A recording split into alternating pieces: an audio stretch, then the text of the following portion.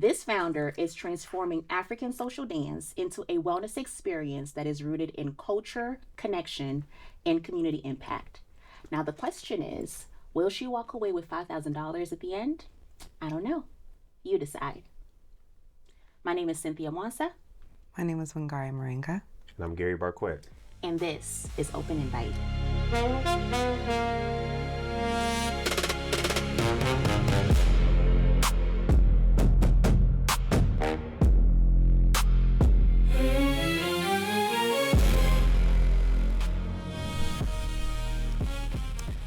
Hello everyone, my name is Elisa Mehdi, founder of House of Afro, which is basically a wellness and cultural space rooted in African dance, community, and culture. House of Afro started pretty personal for me. As a Congolese person here in America, I've often seen the disconnect between the beauty of African culture and the way that it's represented here in America. So for me, I wanted to create a space where Black and brown people can come, take space, take ownership, be the main character, and feel comfortable representing themselves. All the while, anyone from any other culture can come and appreciate the space as well. If you're someone who's interested in learning about the continent, the culture, this is a space for you. So these days, Afrobeats, African culture, they're becoming a very mainstream topic, but there's a surface level of understanding about what actually goes on in the continent. So in my space, I want us to be able to understand what each country is representing, whether it's their dance, their music, their language, etc., all the while you being able to get a proper workout in. So being a fitness instructor myself, I wanted to merge my two loves, my two worlds, and bring that in for people who don't necessarily like commercial gym spaces and people who don't necessarily like being out after 8 o'clock. If that's you, if you feel like you resonate with these spaces, this is a place for you to find a friend. This is a place for you to work on your body, be intentional about how you spend your time, and be able to walk out a better person than you were when you walked in. Whether that mean you were looking to find a friend, you felt disconnected, you were in a slump, we hope that once you leave House of Afro, you find yourself fulfilled, your cup is full, and your heart is a little less heavy. So if you have never been in a workout space before, if you feel like you are new to the city and you're looking for a friend, you've been trying to defeat the Seattle freeze, House of Afro might just be the space for you. Thank you, Lisa. We appreciate you. Well, thank you for being here. Thank you for having me. Of course. So you shared a lot, and I think that you have a beautiful vision that you are building, that you're executing, and all that wonderful stuff. But we're curious just to hear more from you about how you even got started. Yes. What brought you to this space? Thank you for asking. So I started professionally dancing, or say studio dancing, back in 2023. And that whole experience was super interesting for me. There was a Cameroonian who came to Seattle to teach a workshop. They were teaching Dombolo, which is a style from Congo. As a Congolese person, I was like, let me see what's going on. I went to the space and he completely humbled me, and that completely shifted my mindset about who can teach what, etc., and what goes on. I spent the next 6 weeks training with this person. They offered me a class trip to Ghana that same year. As a post-college grad who just spent all her money on student loans, getting there was a bit difficult, so I asked the community to lend me a hand. The community was able to GoFundMe raise about $5,000 for me to go to Ghana, under the impression that once I was able to go there and learn, whatever I take from there, I'll bring back to the city. And that was kind of what I did. Is as soon as I got back here, we jump-started House of Afro, gave the community something to show up to every single week, built up a couple contracts with some neighborhood curators, and that was how she was born. So for you, it started off very personal. Yes. Which I feel like for a lot of business owners, right, you see a need, you see something that you didn't have, and you want to fill that gap. Correct. Right? So that passion is there, that purpose is there, all the ingredients for a successful business. If House of Afro was to accomplish everything it was set out to do, what would that look like? Like, what does this look like in 5 to 10 years in terms of the vision you really want to see behind House of Afro? I think that's an awesome question. For me, 5 years from now, a House of Afro would look like expanding into more programming for youth. It would become bigger than the dance. Okay. So right now, it is solely a health and wellness space that consists of African dance and fitness put together, and then creating spaces where people can come and connect and meet each other. If I had my way, it would expand into programming for youth who do not have the accessibility or the funds to be able to be in spaces like this, because as we know, these days, wellness and health are a bit privileged. Mm-hmm. It costs. Everything is a dollar sign these days, especially with the way the economy works out. And there are a lot of underserved, underrepresented youth who are out here who need something to do. And that because they don't have that something, that is a lot of times why they're veering themselves into that school to prison pipeline. So House of Afro being able to divert that and get them back into their roots, get them back into the gym spaces, whether that's music, whether that's photography, it doesn't matter. If we're able to find spaces for these young people to be visionaries, that will be a happy goal for myself, as well as adults being able to refine their passions. Right now, people are stuck between work and home, home and work and home, and they don't have time to understand what they love about life. So if we can bring that joy back into people's realities as a basic necessity versus a privilege, then I think House of Afro has done its job. That's awesome. Beautiful. Thank you. Yeah. I was going to ask, so is there anything that you're currently doing right now to kind of lower those barriers of entry? Yeah, so right now, I'm not sure when this will go out to the people, but next week we have an event, the 2-year anniversary on May 23rd. And so what we've been doing is we sponsored about 15 spots strictly for youth who are in underprivileged and underserved communities. So all of them will be attending class for free, and once they get there, they have a $20 gift card to anywhere they want to go waiting for them at the door. And that is just to show folks that House of Afro is not just for us to have social hour and fun time. It's for youth to be able to pick up hobbies again that don't cost an arm and a leg to mom and dad for them to fulfill. So with us, we've been partnering with different nonprofit organizations and local businesses to be able to sponsor those spots and to give them rides to the space, because not all of them drive. And downtown Seattle is a difficult place to get to. And so for us, accessibility is a really, really big part of our why. And so that is one way that we are trying to make the space more accessible. Another thing is trying to host classes more south. Right now, we're based in downtown Seattle. We've been getting a lot of asks for Tacoma, Federal Way, things like that. So as soon as we can find gyms that'll allow us to partner, we've been able to go ahead and do a lot of more free classes during the summer times, festivals, etc. Okay, so when I hear you say accessibility, and I hear you talk about where you're geographically located, Yeah. or actually hosting your classes, what about pricing? Yes. So typically during regular class times, we have a sliding scale. So we start at about $21 for the class if I'm going to be teaching only once a week. If you're someone who knows that you are going to benefit from the culture, you have a really deep why, then we can have a conversation about what is accessible to you. So because I have partnerships with certain spaces, it's not a cost for me to go ahead and rent a studio, meaning that if there's a way that you're able to come to class for free, typically 9 times out of 10 we can make that happen. The point is just intention and interest. Why do you want to be in a space? How does it benefit you? So if you're telling me that you are an African person who feels isolated because my people are not around me, if you are a Black person who feels isolated because my people are not around me, and you're like, this is where I want to be, then just have a conversation with me and we can make that happen. And just because the business itself is only 2 years old, I only have so many ways that I can, filter out what's going on. But let's say I get a grant or this money, for example, we'll have a pot aside just for funding that where it comes to being able to cover people's costs, being able to do lower scale classes, meaning that we don't have to meet at the the Lululemon studio. I can come to your home, I can come to your community center, etc. That a lot of this funding is going to be able to help with me being able to travel with all of my equipment, or me being able to grant or create the space. It doesn't take a studio for us to be able to connect. That makes sense. Got you. Okay, then I have a question around the pricing that you have for your 2-year.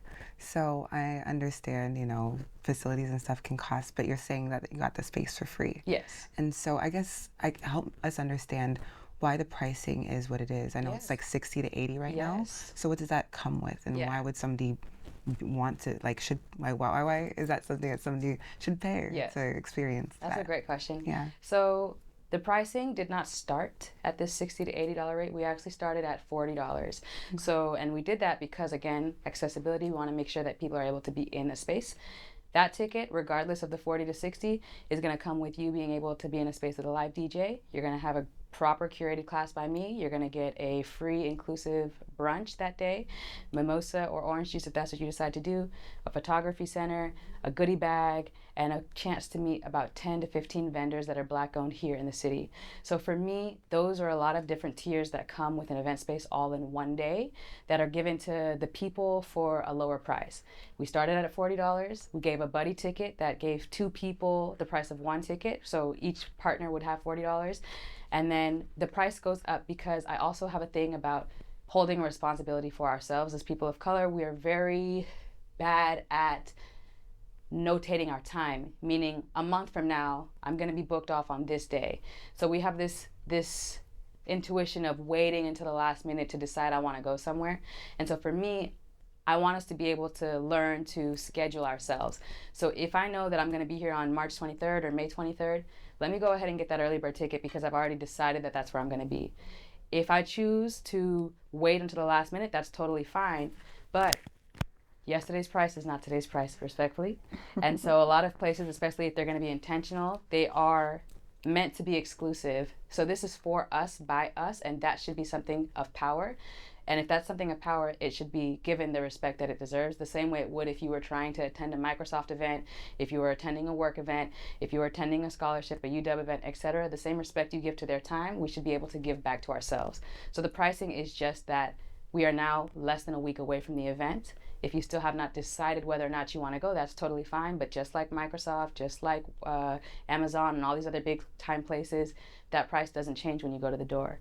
Does that make sense? And so I don't want us to hold ourselves to a lower standard just because it's us. We have a really big issue of, that's my sis, that's my bro, I should get in for free, I should do this for free. Yeah. And because of that, none of us will ever be able to prosper if we won't put the dollars back into our own pockets. Does that make sense? Yeah, I like the way that you explained the lack of sense of urgency. Yes. And the way that you're trying to solve that. So that was really good.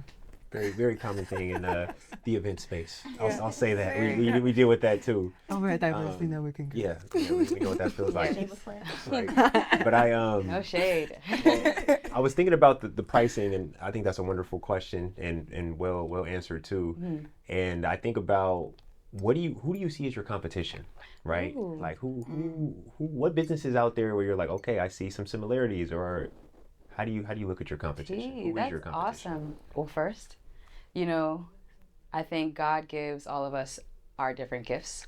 I think we all have our why and our reason for us being here on earth. So for me, I don't see other spaces as competition necessarily. Okay. I will say that there are founders that I look up to. There are curators that I respect. I'll always give my hats off to Afrodance Seattle, which is where I started my journey. And for me, it's not about competing with anyone. For me, it's just doing better with every single event. How can I be a better curator? How can I be a better instructor? How can I be a better teacher, if that makes sense?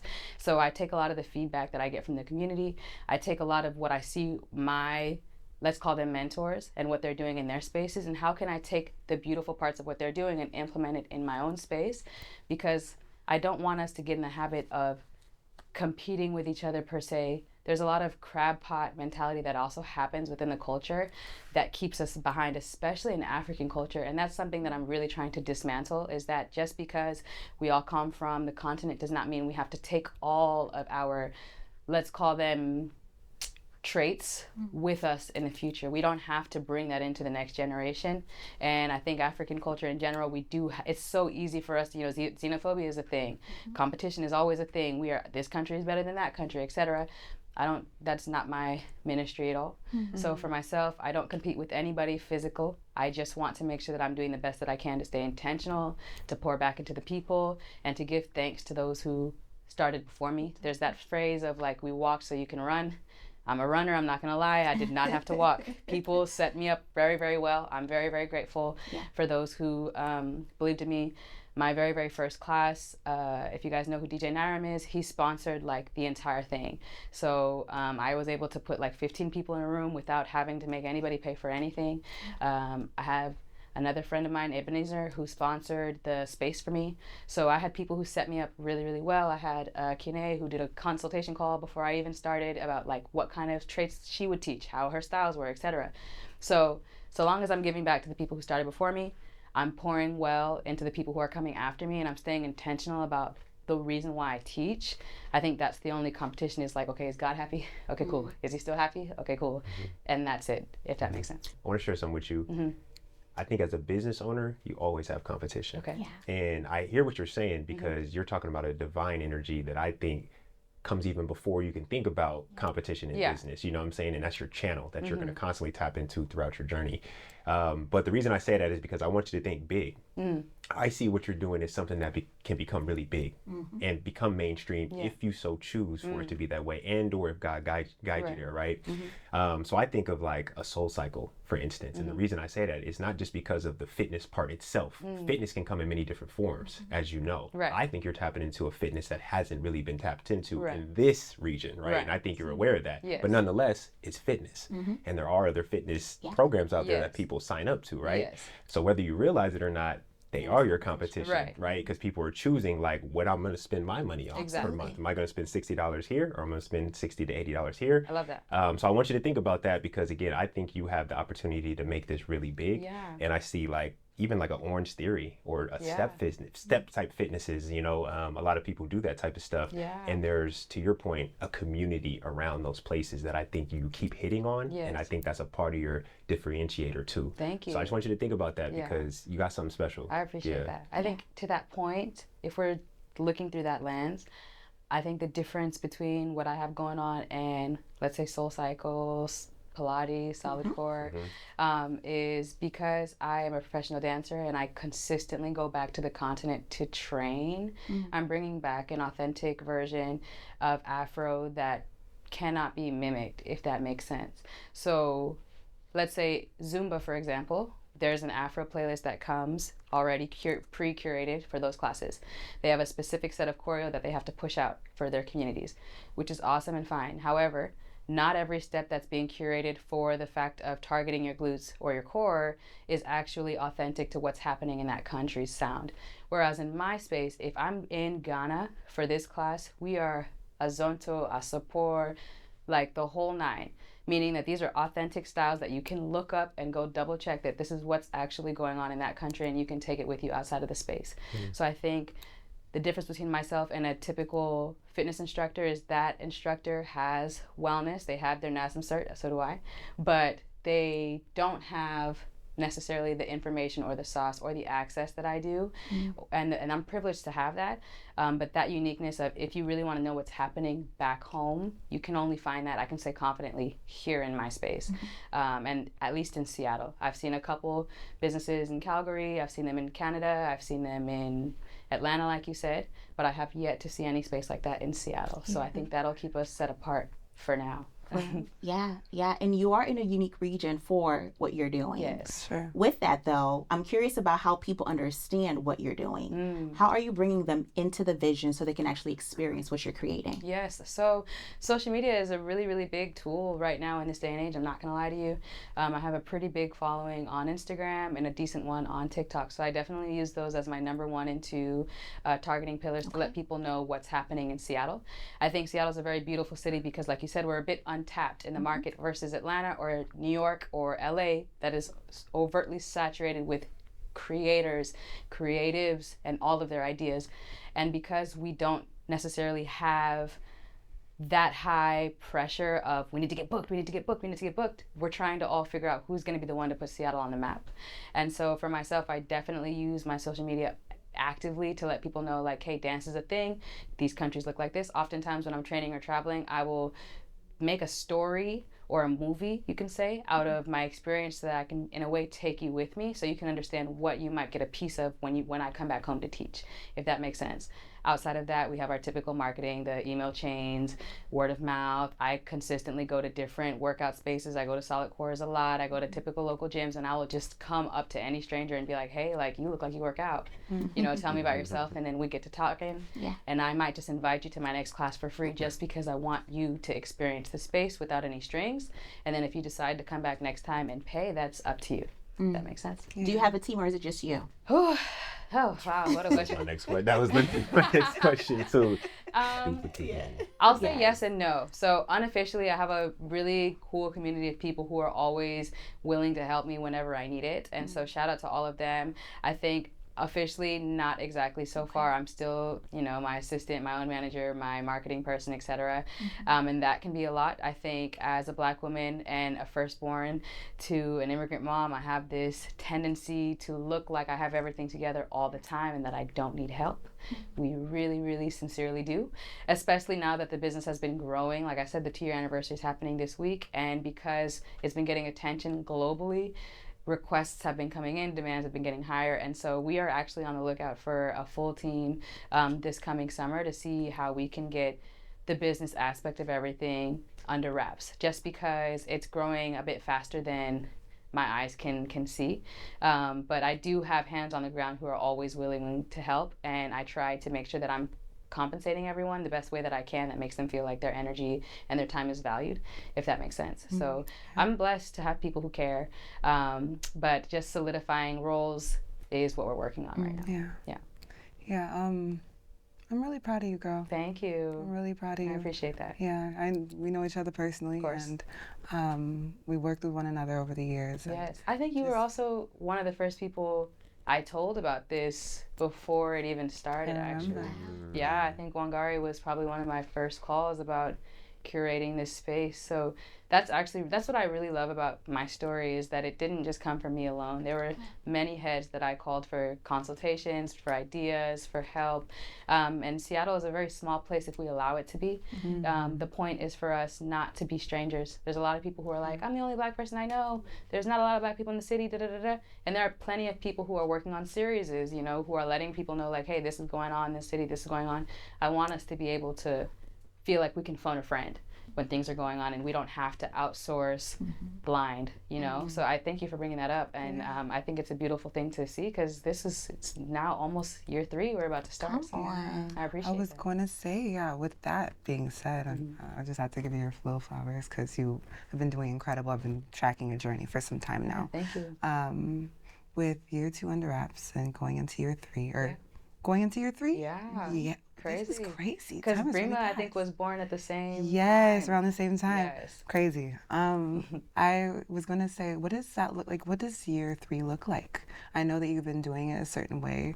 Are there new things that you're implementing this year? And what is that going to look like? So year 3, okay. I'll give you guys a little bit. Don't give all the sauce. Not too much. I'll give you a little bit. Year 3, we are trying to go on like a mini tour.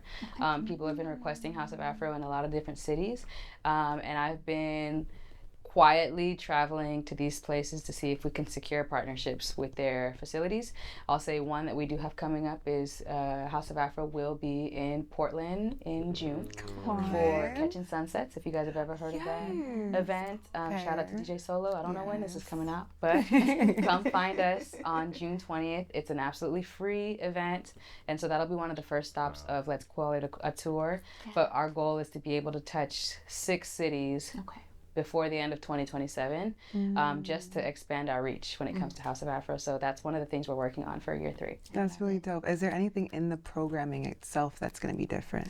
I might start teaching weekly again. I've been getting a lot of requests for that as well.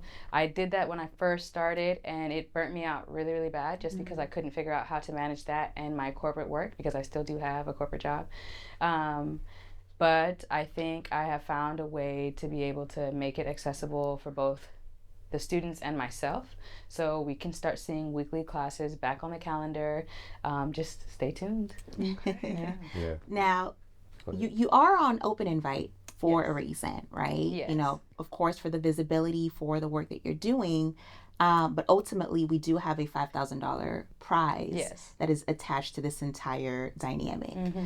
What is it that you would do with that money specifically? Yes, so as I mentioned previously, there would definitely be a portion of that money put together for a pot for accessibility. So for anybody who ever needs to come to class and they don't have a ride, if they need to come to class and they can't pay for a spot, if they need to come to class or they want me to host for them and they can't necessarily afford what I would charge for a typical fee for me traveling or to a birthday party or a bridal shower, etc., that pot or that funding would allow us to be able to give this experience to that family, person, individual, business, whatever it may be, without them having to bear the cost of it, if that makes sense. So for me, I want to be able to make the space as accessible as possible, and not everybody knows the depth of Afro. So if I believe that our intentions are aligned, I have no problem coming to the space pro bono, if that makes sense. But that's only for people who are like-minded. That's only people who have the right why, etc. But because we're still early on, I like to use this opportunity because not everybody gives that away or that kind of experience for free. And so I kind of want to give people the idea that this can be normalized and still be sustainable, if that makes sense. So I think that pot would actually help me be able to do that at least twice a year.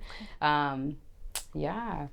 That's powerful. Thank yeah. you. I feel like you're at a space in your business, to your point, the growth is coming. Yeah. And now you're having to deal with that. I call it like a good challenge. Yes. Or a healthy challenge of figuring out like how do you start to work more on the business as opposed to working in the business. Yes. For you to really be able to scale and grow, you're going to have to start taking steps back and working on the business and forecasting to be sustainable, right? And I think about duplicatable. The truth is, you need more than one of you. Exactly. You have to find another one of you, train them, get them up to par, bring them with you on their trips so they can keep the authentic element that's important to you in what you do. But again, it's a beautiful problem to have, but you're at that kind of that point where I'm going to really encourage you to start thinking about some of that stuff is how do I work on the business and not in the business as much? Because when I think about success too, and I wanted to ask you this earlier, like how many events on average do you guys do per year? Do you have a goal on that? How often? And then how many different spaces were those events in? Whew. Okay. I think last year we totaled out 14 events throughout the year. Outside of like the weekly classes, 14 events, which was a lot. And we are only 6 months in, and so far we've done 7. Wow. And so that is intense. And to your point, I do agree that I was just saying that this morning, like I do need another me. And my mom was like, I could be you. And I was like, girl, no, you can't. I was like, no, you cannot. Hold on. Right. I was like, you got a lot going on. And she was like, I could take less hours on my job. I said, we'll see if you, I love her. Yes, we'll see if that is like true. Right? But yeah, because it's growing and it's going to keep happening. I am definitely on the lookout for just a second body to be able to step back. I think we've been creeping into the corporate world a lot more this year, I'll say, which has been super helpful because in corporate spaces, it's more about the intent, not the timing. So those have been a better buck for our business in terms of how much I have to give. So if I'm able to stick in that corporate world, that will help a lot for me to give back to the grassroots areas. I think NGOs, my whole work career is within nonprofit sectors. And so I have a really soft spot for being able to give back to underprivileged communities. So if I can get into corporate spaces and allow them to be able to help us fund on this side so that we can actually give experiences to this side, that will be the best thing for the next couple of years that I'm working on. But you're 100% right. This might be an alcohol for the people. Right. If you think you got it, come and hit me up because we do need help over here. For sure. No, we love that. We love that. And tell us how people can find you and the work that you do. Yes. So you guys can find us on houseofafro.com. You can find me on Instagram, MZ_EMEDI, Miss Medi, or AfroFit_house24 on Instagram or TikTok. You can find me all over social media. I swear, if you don't already know who I am, we're on the wrong side of Seattle social media, but feel free to hit me up. We do have an event next week. If this comes out before that time, great. If not, I'm sure we'll have another event coming up next month. And yeah, I just want to stay connected, even if we're not in the fitness space, guys. If you need something to do on the weekend, if you need a party to go to, if you need to make a friend, I'm your girl. So hit me up. Thank you. Well, thank you for joining us. We appreciate you for having me. I appreciate you all. Absolutely. Yes. All right, folks. You just heard from House of Afro, and if you would like to vote for her, then stay tuned because we're going to have some additional information about voting at the end. We'll be back.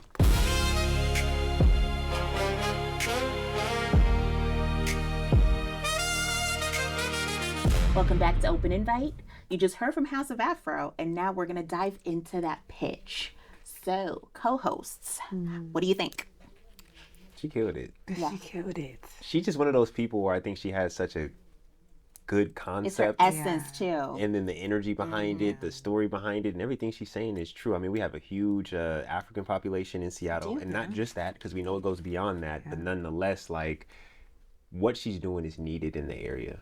And I think she does a really good job. You can see the confidence. You can see the growth. You could see the vision, ultimately. So overall, I thought pitch wise, she did really good. She did well. She did well. Yeah, She did well. it was really nice hearing the background and all the different things that went into this entire experience. And so, I don't know, I'm just really proud of her. It's just my heart is full. So yeah, I'm really happy to see where she's trying to go with it too. I'm so happy I asked that question to know that she's touring.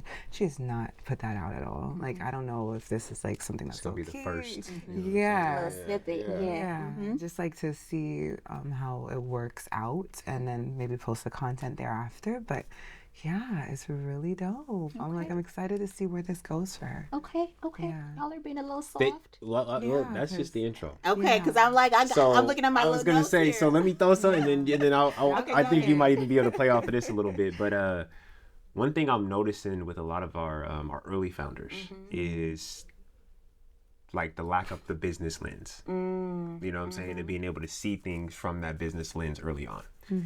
Again, a lot of it comes through experience. It does. But when you can get ahead of it, or when you can be around other business-minded people, mentors, whoever it may be, it can just help catapult you and set you up for success. How many good businesses have we seen fall to the ground because of the lack of sustainability, the lack of funding? You didn't know how to get your Lack of idea out there. capacity. The capacity. You didn't duplicate yourself to be able to, because she will always probably have that instructor in her bag. But is she going to be the head instructor forever and expect to grow or have multiple locations or go all over the world? You can't necessarily do that, right?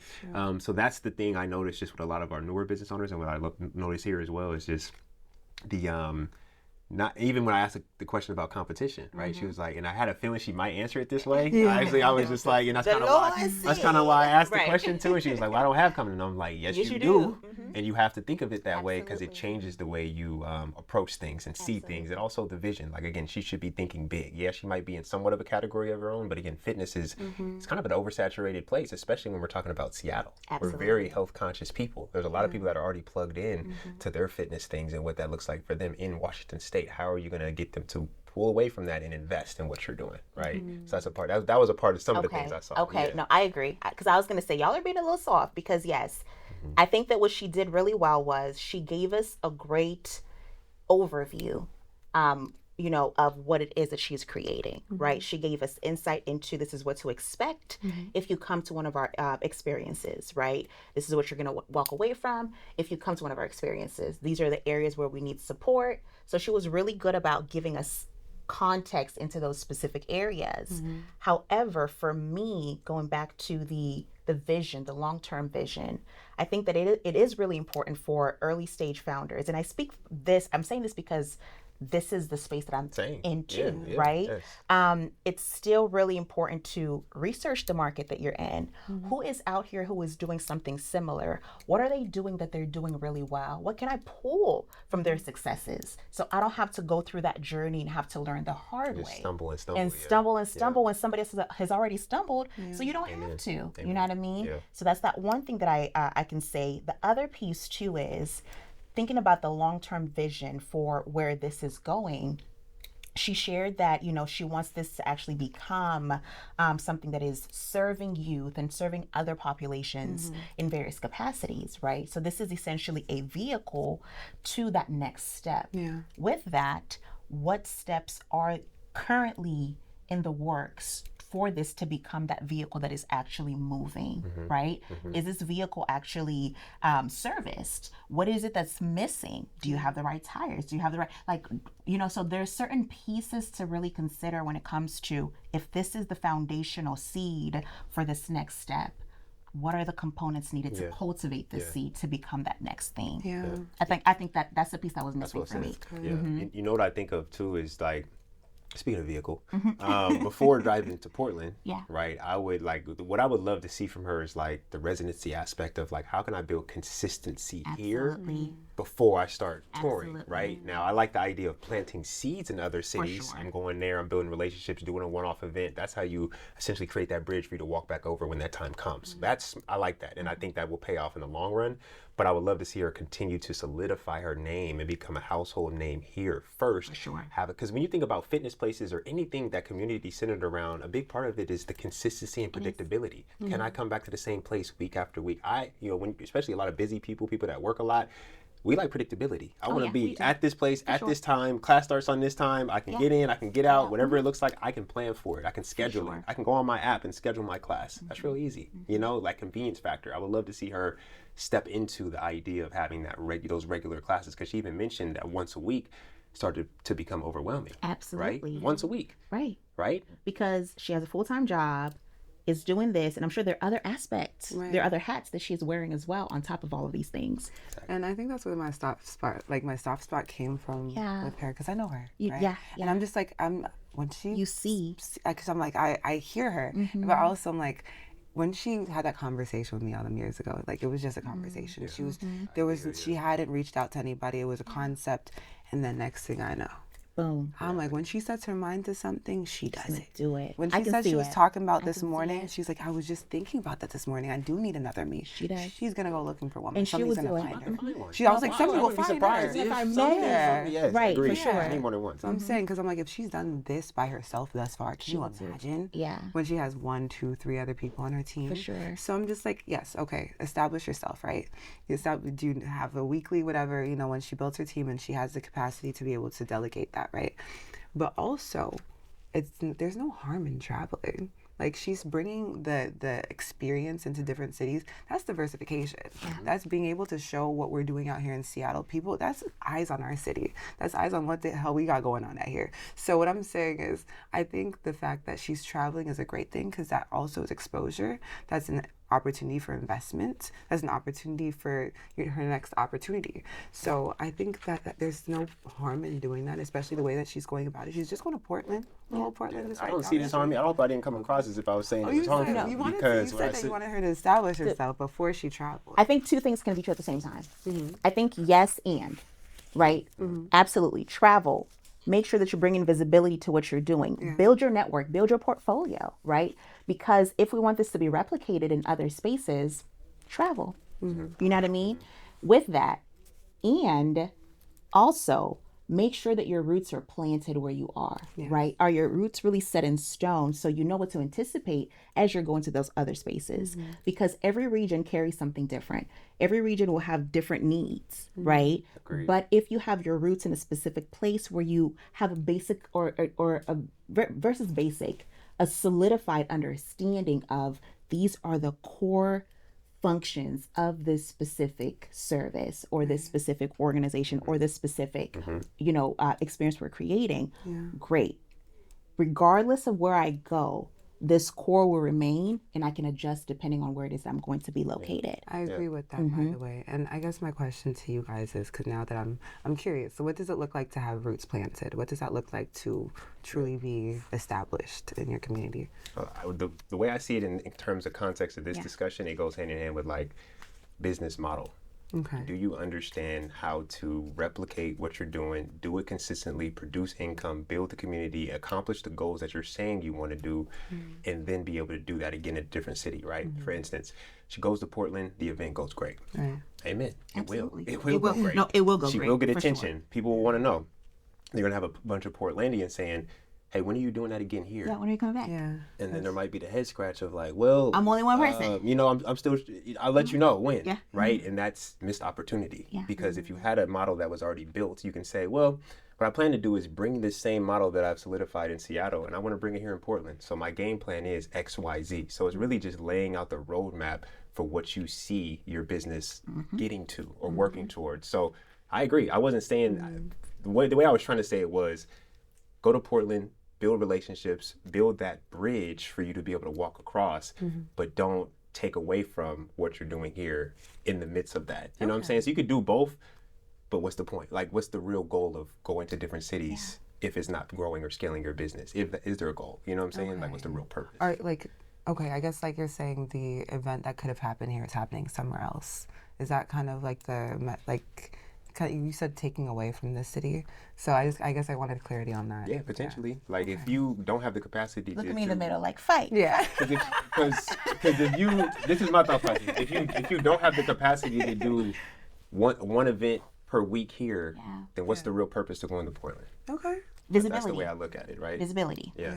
Yeah, for sure. Yeah, which is great. But again, if you If- go to how you Portland gonna and then sustain you it? can't go out For there sure. again, okay, you got visible for the eyes to fall flat later. That's kind of how I see it. Okay. That's how I see it. Yeah. Okay. I think also that's true. And then I think about it like, okay, this thing, it drops in the city once every 6 months. Everybody gotta be there. Like, I'm just like, it's just like this really dope opportunity. This one instructor's, there's like these events that happen that you need it, like everyday people. I don't know if you've heard of that event. It's like a club. It's not like a club, but it's like an outside event. Long story short, when that date drops, you're buying your ticket because you're not going to see them for another 6 months potentially. So I'm like, yes, it's cool to have like something consistent in a city, but it's also kind of cool to have it being like this, like, oh my gosh, you got to follow up and make sure you're up to date on her page to know when she's going to hit your city.